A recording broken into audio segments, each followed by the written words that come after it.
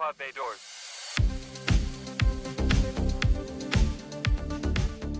Greetings and welcome to another exciting episode of the Cinematic Traveler Podcast. I am your intrepid movie exploring host, Chris, and on this episode, this very special extra bonus episode, I am going to be bringing you my review for a little psychological horror film set in an assisted living community in New Zealand. And this movie is entitled Rule of Jenny Penn, directed by James Ashcroft and starring the great Jeffrey Rush and the great John Lithgow. And how can you not get excited for a film starring those two incredible actors? Will it live up to their reputation, or will this be another horror dud that tends to happen at the beginning of the year? Well, you'll just have to continue listening to find out. I'm excited to talk about because I do love Jeffrey Rush and John Lithgow, so this is going to be fun. But before we get into all that, I am going to ask you to do a favor for me. Whatever you're listening to the show on or watching on, somewhere there is a follow or a subscribe button. If you go ahead and tap that, just tap it in.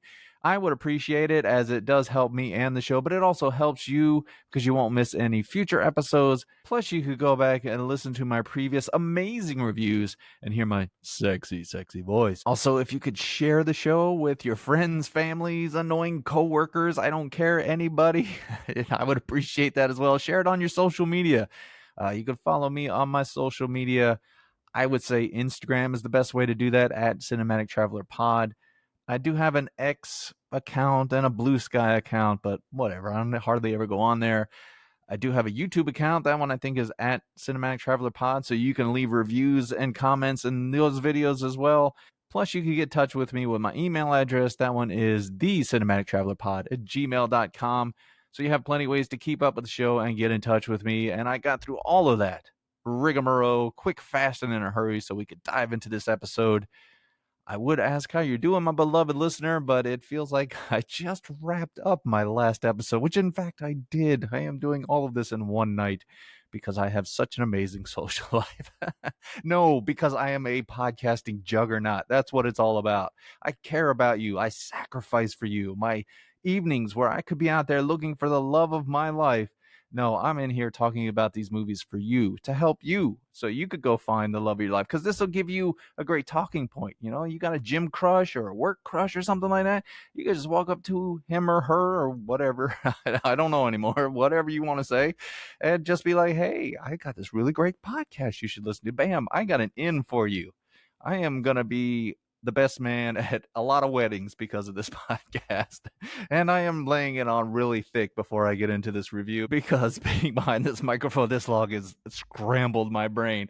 All right, so let's go ahead and dive into our review for Rule of Jenny Penn. Again, directed by James Ashcroft, and I looked him up on IMDb. I have not seen any of his other films, so this is my first foray into his filmography. Now, very quickly, I do have to over-explain a few things. I'm going to give you a spoiler-free review, as well as a spoiler-free plot synopsis.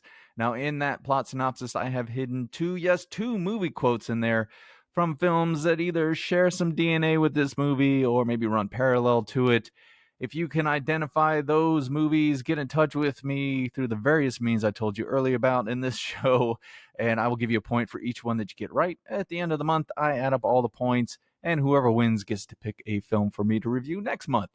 And if you only listen from time to time, first of all, shame on you. You can still play, just have some fun. Let me know you're out there. It does get lonely behind my fort of blankets and talking into this microphone, so it is nice to hear from you. And while it may seem uncool, that is everybody's favorite time of the week. That is to be uncool with Chris. Okay, we open the film with Judge Stefan Mortensen, played by Jeffrey Rush, giving his final ruling on a case when suddenly he has a stroke. Because of what this stroke has done to him and his body, Stefan has been placed in an assisted living facility. Now, Stefan is a proud, successful, intellectual man, and this change to his life has him saying something like, "When someone dies, you think about your own life. And I don't want to grow older. I don't want to be condescended to become marginalized and ignored by society. I don't want to be the first person they let off the plane in a hostage situation." Hint, hint. And not only is he struggling with these changes to his body as he's getting older, he is also having trouble adjusting to his new living situation with his roommate Sonny, played by Nathaniel Lees, as well as fitting in with the other elderly people in this facility. Now, to make matters worse, this particular place has a resident bully, Dave Creeley, played by John Lithgow, who threatens the other residents with the help of his evil little puppet, Jenny Penn. Now, Dave is able to move in and out of the other people's rooms, forcing them to follow the rules of Jenny Penn, with Jenny Penn telling them something like, "We're friends till the end, remember?" Hint, hint. Well, Stefan decides that he will not be bullied and intimidated by Dave, but since the staff don't believe him at all, he begins to form a bond and friendship with his roommate Sonny, and they try to put an end to Dave and that damn doll. Will these grumpy old men be able to stop this grumpier old man?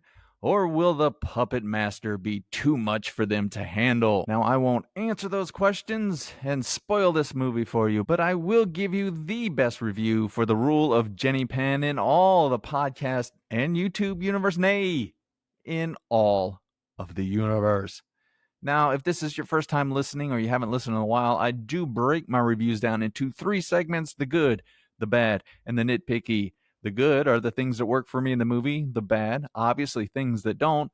And the nitpicky, these are things that are neither good nor bad, just sometimes Hollywoodisms or sometimes silly things in these movies that make me laugh. And as I'm trying to do with this podcast, I would like to make you laugh.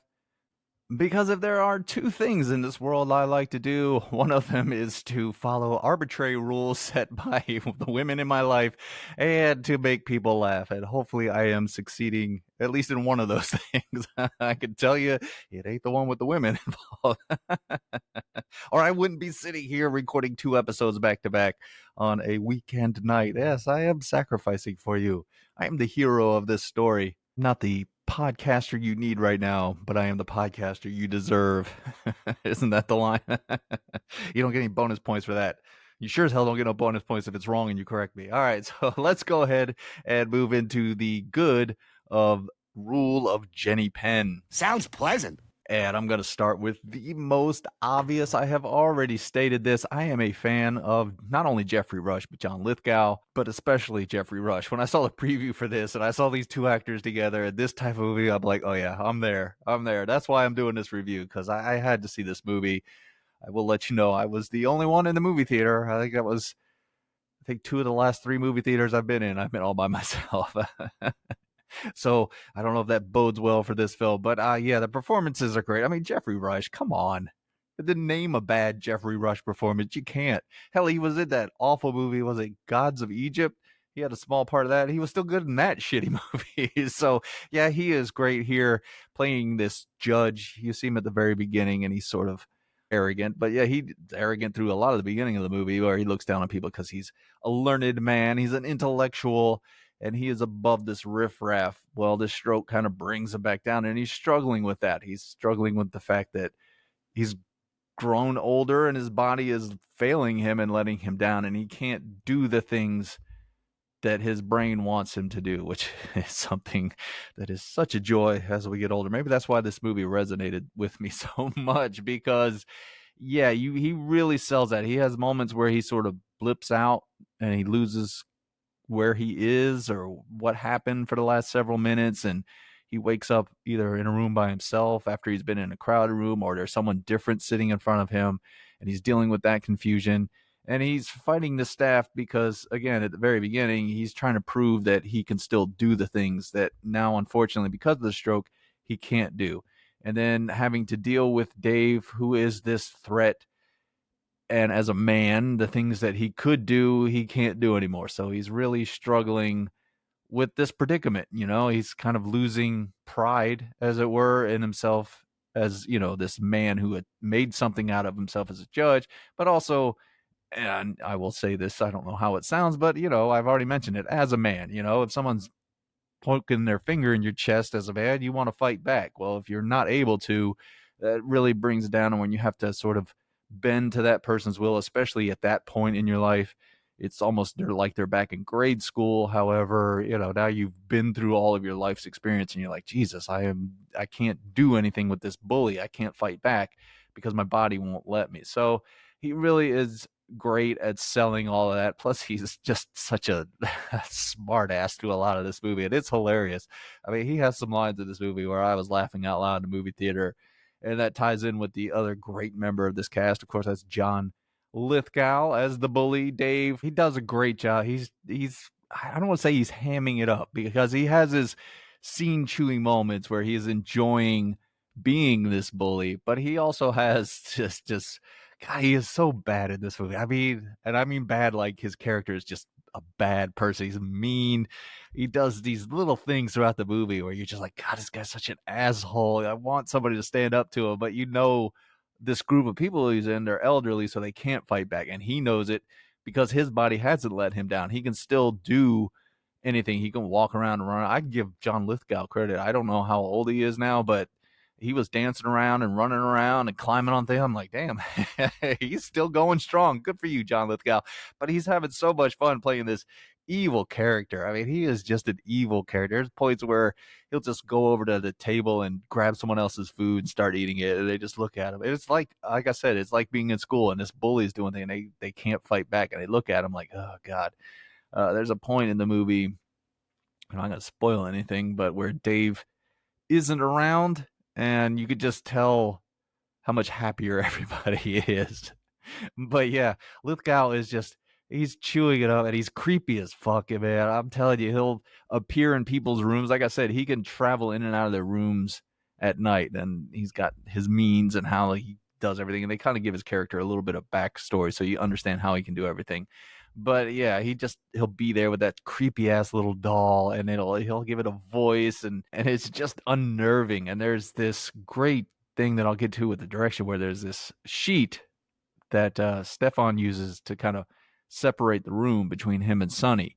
And it's this red sheet, and the way it's lit, you can see all the shadows, and that puppet comes around, and oh my God, it's just, like I said, it's unnerving, it's creepy, and just Lithgow is selling it. So he is this great adversary to Jeffrey Rush, the judge, Stefan, who is smarter than Dave, but Dave knows that he holds the cards because he can do things that Stefan can't physically do anymore. And Dave can still, he can push people and he can fight people and he can be mean because he knows they don't have the ability to stop him. So, but yeah, it's a great adversarial relationship between the two. They're giving great performances. They know exactly what to do with these characters.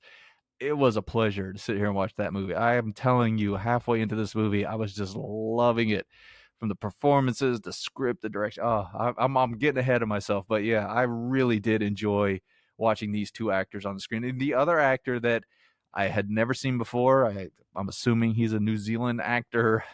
That's a big assumption, Chris, because the film was shot in New Zealand, you big moron. But yeah, that is Sonny, played by, was it Nathaniel Lees? And as much as I knew Lithgow and Jeffrey Rush were going to be great, this character and this actor's performance really surprised me in the movie, because at the beginning he just seems like he's kind of this average dude. He used to be a rugby player, a world famous rugby player for New Zealand, which comes into play later in the movie. But he is sort of the opposite of Stefan. That's why they don't get along. Stefan's this snobby intellectual, whereas Sonny is just kind of like an everyman, and he tries to relate to Stefan and have conversations, but Stefan just puts him down. And you think it's really not going to play much into the movie. But as it goes along, as I mentioned, they have to build this relationship because Sonny gets bullied really bad by Dave. And he's got like a bad hip and a bad knee. So he can't, again, this plays into what your brain and your spirit want to do versus what your body can. Because this guy was an athlete, a rugby athlete. So or back in his day, he could have defended himself and fought this man. But now he can't because he's just not physically able to. And you could see there are moments in this movie where they have conversations with him and Jeffrey Rush, Stefan, about, just not being able to do these things and your pride and what you want other people, your kids and your grandkids to visit. You don't want them to see what you are in this environment. You want them to think that you're still, this great athlete or this great judge or whatever. You want them to remember you as that, not to basically be getting bullied like a school kid.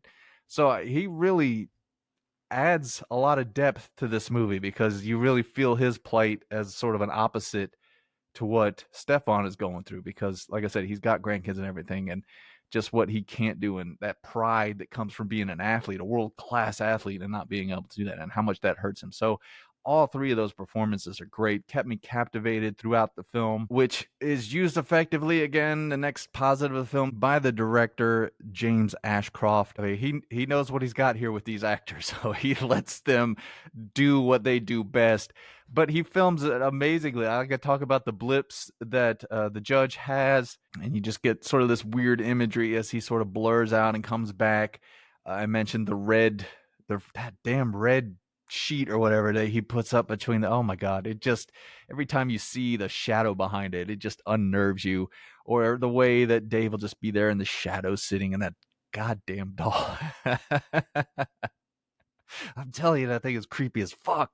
And it's right in the camera. Sometimes it looms large. It's got these images where it's like it's coming up behind people and you think it's like this big giant monster, because everybody's so scared of that damn doll, that damn Jenny Penn, and what they have to do to abide by its rules. But yeah, he does a great job of that. He also does this really cool trick where people will be having conversations and you'll start to hear parts of it, and then it kind of fades out and you're losing information, and it kind of, I don't know, pulls you into the film more because you're kind of leaning up towards the screen, like trying to hear every little bit of conversation to get some kind of information about what's going on.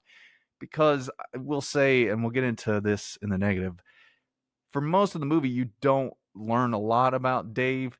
So again, as you're having there's these conversations with the staff members and stuff, and you're just trying to hear little pieces. But the trick he does with the audio is, and pulling the camera back, it's really a great way to pull you into this movie and keep you invested and keep you hanging on every sound. And speaking of sound, the sound design of all, all this, him just moving around and everything. Oh, it's just so good. All the noises, just everything, the chaos with this environment.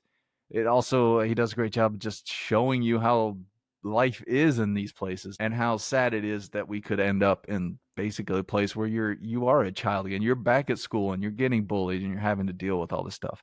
And it gets worse and worse and progresses because Dave starts to do some really horrible, horrible things. So you're really rooting for Stefan and Sonny, but he has, like I said, he holds the cards because he is physically stronger than two of these guys, so he can do what he wants, and the staff just doesn't believe him. So yeah, you really get pulled into this world, this assisted living facility world, and you're just, I don't know, you're just really engrossed. I think it's a great job as a director. It looks great visually, does some weird trippy things from time to time, the camera moves around great. So yeah, like I said, start to finish, I was loving this movie. I know I keep giving away my final verdict, and I guess the final positive, I kind of already touched on this, is just the balance of the psychological horror of this film, the creepiness of it, as well as, the sadness and the reality of getting older and having to struggle with that and come to terms with the fact that you're not a young person anymore and you have to rely on other people and you need other people's help, and you can't always fight things that you can't fight. You know what I mean? You can't control the way your body's going to react to something, or if it's just going to let you down at certain points because you're just physically not able to do it, or if you can't really convince people because they don't look at you like an adult, like they look at you like you're a child. Again, these people in this facility. So you have to fight that as well, try to hold on to your dignity throughout all of it. So yeah, I think it's a really great balance that keeps you invested all the way throughout the whole movie. So let's go ahead and move into the bad of The Rule of Jenny Penn. Uh-oh, I don't like the sound of that. And I really couldn't find a lot. These aren't, major negatives to the movie. I will say, as I mentioned, Dave doesn't get a whole lot of backstory, really, for the first, I would say maybe half, 2/3 of the movie. You don't know much about him. He's just sort of this creep, this bully, this mean son of a bitch. And I kind of liked it that way. They do at a point, he has a little bit of a speech they give, and then they have a few things where they kind of give you a clue into how he can move around, play the place and all that stuff. So yeah, I mean, it wasn't awful. For me, I could have just done with him just being a mean bully who can take advantage of the situation that he's in because he is still strong and can move around and everything like that.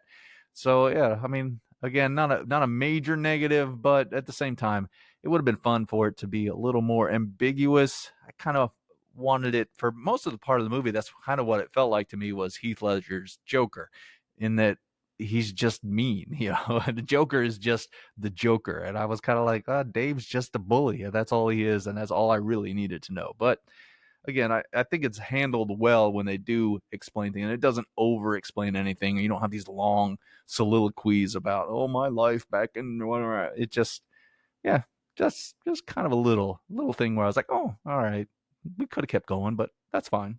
And really, the only other negative I had in this movie is that, as I mentioned, Dave moves around a lot in this facility. I think everybody moves around a lot in this facility without people on the staff knowing or seeing.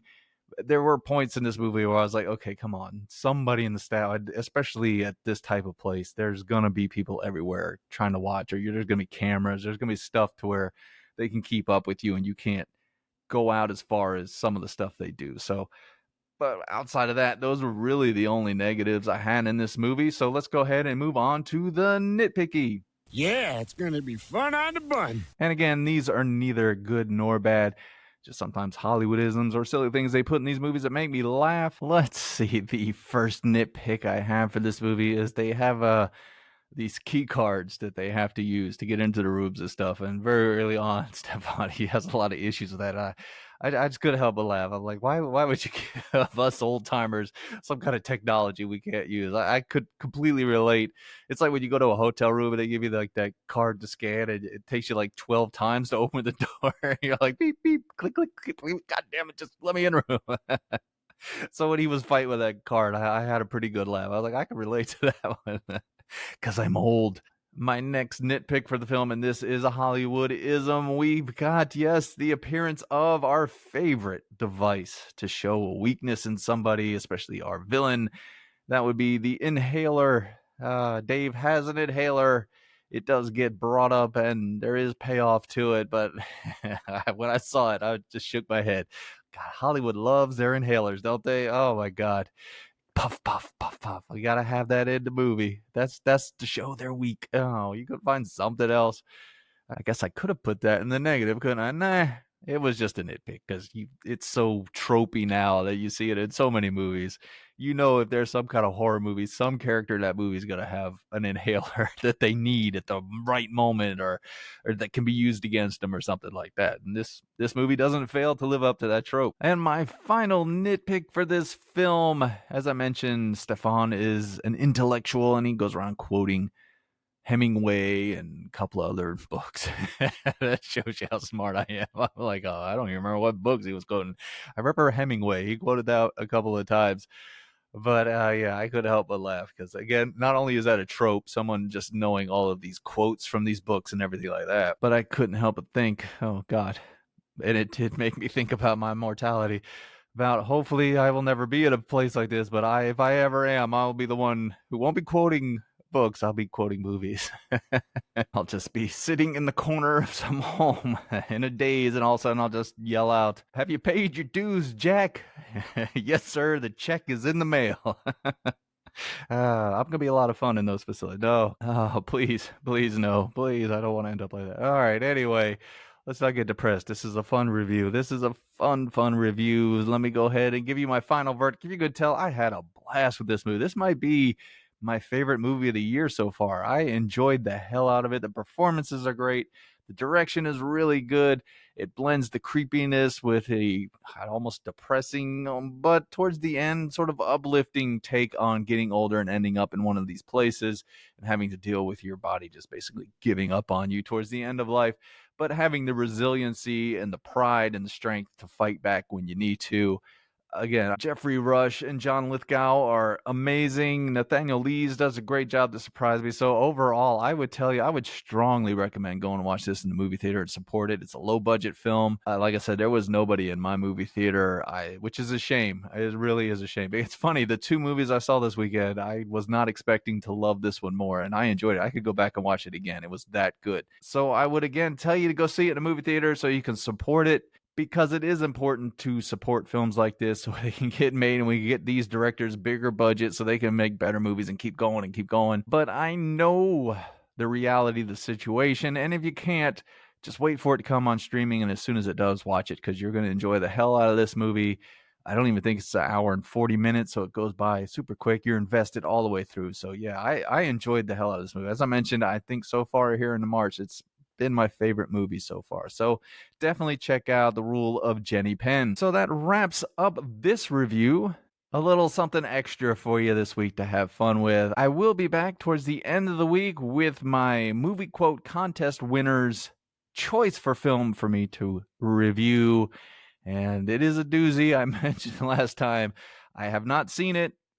I know it by reputation, but I am excited to watch it and see if it lives up to that reputation. So you're definitely going to want to come back and listen to that. That's going to be a lot of fun to talk about. So again, follow the show, subscribe to it, leave me comments, get in touch with me, play the movie quote contest. So maybe next month you could pick a movie for me to review. Now, before I go, I just want to thank you once again for taking the time out of your day to listen or watch my show. I greatly appreciate you as an audience member. I tell everyone I know I've got the smartest and sexiest audience in all the podcast and YouTube universe, and you never fail to live up to those high standards. Now, as you are traveling around on this blue and green ball, bouncing through the cosmos, I need you to do one thing for me. Go out and do that voodoo that you do so well. All right, show's over. I'm tired.